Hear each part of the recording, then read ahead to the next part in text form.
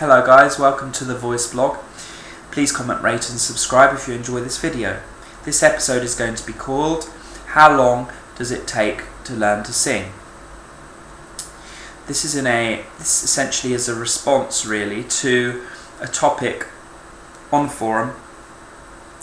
A young lady is asking essentially how long will it take, and she's concerned because she sees a lot of young singers who are 13, 14 years old singing very well, and she's 17, and she's wondering why is it they can do it and I can't. She's been doing SS for about a year.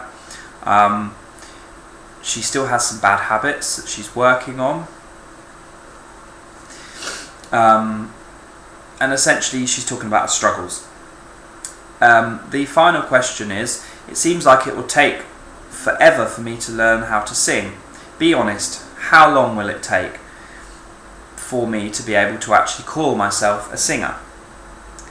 So I did respond to this, and I felt like it's such a complicated topic, I wanted to talk about it more further, because my initial answer is how long is a piece of string, and it really does kind of come down to that.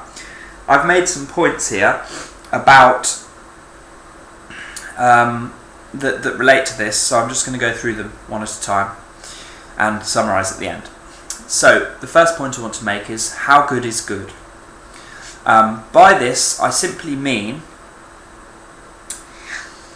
good is a relative term. Each person has their own idea about what is good in terms of where they're at vocally and what their expectations are vocally. So a singing coach, a good singing coach, will generally have higher expectations, and they will generally have a higher ability than somebody who's a beginning singer. A beginning singer may think that X and Y are good singers, and they may both be good singers, but to a coach, one may be a very, very good singer and one may be just a good singer, technically speaking. So how good is relative. Like I said, depending on where that singer is as a singer and what their expectation is, good for one person is not necessarily good for another. Good for one person may be great for another. Good for one person may be average for another. So bear that in mind. The second point, the amount of bad muscle memory that has been developed and for how long it has been developed. Essentially, this is a part of the learning process you don't have any control over. When you decide you want to get better at singing, at that point, all the choices you've made about your voice in the past, you have to live with. And by this I mean, if you are 20 years old and you decide you want to learn to sing, it may be that you've spent the last 10 years developing and reinforcing bad muscle memory. At that point, you're faced with having to undo and start over, get rid of that bad muscle memory, and that takes time. Me personally, I had a lot of bad muscle memory. I started when I was I think about 22, 23 really, and it took me many years really to get rid of all that and to find nice, easy head voice. The opposite of that situation is somebody who, say, is 9 years old and decides they want to sing. They just simply haven't had the time to develop that bad muscle memory. They may have a few little things that aren't quite working, but they are simply not faced with the challenge of undoing their past, so to speak, because simply they haven't got a past. They haven't had the time to develop anything bad in terms of reinforcing that bad muscle memory over and over again for years. They just don't have that. So they're essentially starting from the start. Does this make sense? Whereas somebody who is 20 and has developed some bad muscle memory and reinforced it, for them to get back to the start, which is where they were originally when they were 9 years old or 7 years old, like everyone was, they have to undo all that and almost go back to where they were. This takes time. So, bearing that in mind, I also have met singers who have been in their 20s and who've started singing and have had tons of easy head voice release and hardly any bad muscle memory. And essentially this just comes down to the choices you made without really thinking about it as you were growing up, about how to use your voice and your expectations about your voice. These things are in the past, you don't have control over them. Wherever you're at when you start learning is unfortunately where you're at. And if you're younger, you're likely to have less of that bad muscle memory. If you're older, you are often likely to have more, but you may not have more. You may be fine. Some people are.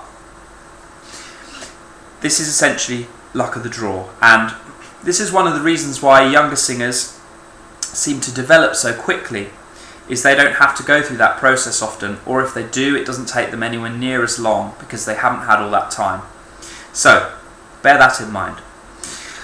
Number 3, how much time you spend working on your singing. This point is kind of obvious. If you just sing once a week for a couple of hours, you simply aren't going to learn anywhere near as quickly as somebody who's spending 2 or 3 hours a day working on their singing. This point is really very simple, but often I think that people don't realise how powerful this can be, because it's the one thing that you have complete control over. The previous point I mentioned, you have no control over that. Anything that's in your past, you can't do anything about now, so you have to just forget about it. If you're in a bad place, you have to just deal with that and accept it. If you're in a good place, just think yourself lucky. But how much time you spend working and grinding away at your singing is something you have absolute control over. So, this is one of the points I want you to take the most seriously. The hours you put in is what you get out. Like I said, if you don't spend much time, you're not going to improve. If you spend a lot of time, you will make big progress, and often more quickly than you would think. Right, next point: where you want to get to and what your vision is. This relates to the first point about how good is good. Essentially, where you envision yourself, what you envision yourself achieving as a singer, is going to hugely affect the amount of time it's going to take you to get good, like I mentioned before. Actually, my next point also relates to this, which is diminishing returns. Essentially, the higher the bar you set yourself for your technique and where you want your technique to get to, it will take you longer or less time to get there. The higher the bar, the more improvement you make, the more you have to work to get to that next level. The difference between a singer that's really mastered their voice and a really very good singer is pretty much the same distance as the difference between a pretty average singer and a really good singer. The level of detail and the hours that you have to put in to get to the next level increase as you get better and better. So, how long is it going to take? Bear those things in mind. The next, whether you focus on the right things. This also is important. You could spend hours singing every day for years, and if you haven't got the right information and the right things to focus on, you'll stay in the same place. If you're on the SSTV forums, if there's one thing I can pass on, it's that you're in the right place, and the teachers at SS are some of the best in the world, and they really know their stuff. So I would say don't bother going anywhere else, because what you'll find is that most of the other programs and most of the other teachers out there simply don't cut it. Some of them might be good, but they're not really that great often. So if you have the right people around you and you're focusing on the right things to work on, that is going to make a huge difference to how long it's going to take you. If you just bang out scales and don't really focus on anything, you're going to improve slower. If you have some good guidance and you're able to focus on the right specific things in your particular voice, you'll find that you improve much more quickly. So whether you focus on the right things and whether you have the right people around you to help you focus on those things makes a huge difference. And the last one is your willingness to improve and accept vocal problems and work through them. Now this is essentially about ego. What I'm trying to communicate here is that for some people it's more difficult to accept their failings as singers than it is for other people, and if it's hard for you to accept that you're not as good as you thought you were, it's going to take you longer to find problems, to work through problems, and to accept problems, and to truly accept where you are as a singer. The way I see it is you have to find some kind of balance between having confidence as a singer and accepting your failings as a singer. If you have no confidence and you just feel like you're not very good and you're a useless singer and you've got all these problems as a singer, you may have a lot of problems as a singer, but essentially you're not going to enjoy singing very much if you feel like that, because what's fun about being rubbish? You have to in that situation you want some more ego. You want to be a bit more confident about what you're doing, and even if that means having a bit of ignorance about the fact that about some of your weaknesses, it's not the worst thing in the world. The opposite of that, if you have too much ego, you don't notice things you need to work on, you ignore them, and you may have a lot of confidence as a singer, but you're likely to run into trouble. A balance between the two means you have some confidence and you're able to notice problems and work on them. Me personally, I was on this end of the spectrum. I was able to notice problems and work on them easily, but it took me a long time to get any confidence as a singer. And looking back, I wish that I had some more ignorance about what I was doing and a bit more, I don't really care if I'm good or not, because I would have enjoyed my singing more. So, a balance between your ego and your willingness to improve is important. And like I said, if you have too much ego, it's going to take you longer to notice these issues and it's going to take you longer to work through them. Right. Those are really all the points I was wanting to make. So with those all in mind, ultimately what I'm trying to get across is each person is a completely individual set of has their own completely individual context.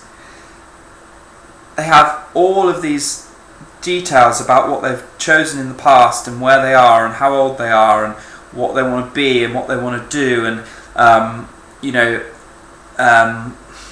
all of these things. It's such a complicated topic. So to ask the question, how long is it going to take me to get good? The simple answer that I made initially is, how long is a piece of string? There isn't really an answer to that question. How long will it take for one person to get good is completely dependent on all of the things I just mentioned. So, if you're asking this question, and I asked this question years ago, I remember thinking, like, how long is this going to take? Why is it taking me so much longer than other people? And the best way to look at it, I think, is to just say to yourself, well, wherever I am at now is where I am. I can't do anything about that. The only thing I can do is focus and work on my singing consistently, and at some point I will improve. It's inevitable. And at some point I came up with the idea that if I ask myself this question, can my singing improve? The answer is always yes. So if the answer is always yes, that means I can improve infinitely. And if I can improve infinitely, at some point I will be a good singer. And from that platform, I just continued to work at my singing, and eventually I did feel like I'd improved. So, the third point I made is the most important. Spend as much time as you can working on your singing and thinking about your singing, and be as consistent as you can. You'll go through periods where you are tired of singing and you're not interested, and you think, what's the point in this? And that's completely normal. Have a break. Last year I didn't sing for about 6 weeks. I just didn't even think about singing for like 6 weeks. I've had periods where I haven't even thought about singing for like 2 or 3 months. But then I always started back up again, and I'd sing every day for like 2 hours or 3 hours and rehearse songs and go over and over and over, and I improved. So the most important point I want to get across here is that you have to commit to consistent and to every single day working. You've got to commit to the hard work. If you commit to the hard work, you will get to where you want to get to. At some point, it's inevitable. So, I hope that this answers the question more thoroughly about how long is it going to take me to get good, and gives you some things to think about. Please comment, rate and subscribe if you've enjoyed this video, and I will see you next time, guys. Thanks, bye.